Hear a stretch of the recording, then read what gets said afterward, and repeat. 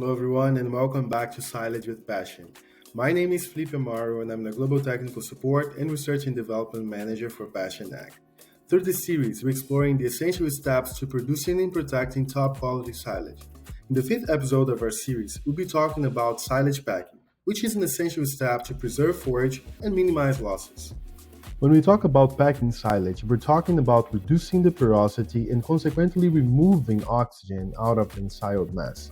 Oxygen is the number one enemy of fermentation. It feeds the spoilage microbes, encourages heating, and causes significant dry matter losses. So how do we remove oxygen? Density is the key. Your goal is to pack the forage as tightly as possible, aiming for at least 250 kilograms of forage dry matter per cubic meter, or about 15 pounds per cubic feet.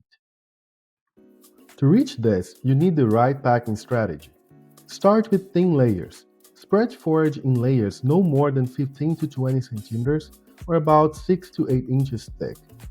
Consistent rolling. Use heavy machinery and roll continuously during filling. Fill fast. The faster you fill and pack, the less time air has to linger.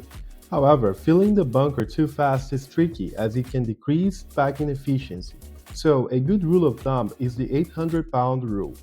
For every ton of forage delivered to the silo per hour, you need at least 800 pounds of packing weight. For example, if you're bringing in 100 tons of fresh forage per hour, you should have 40 tons of packing weight on the pile.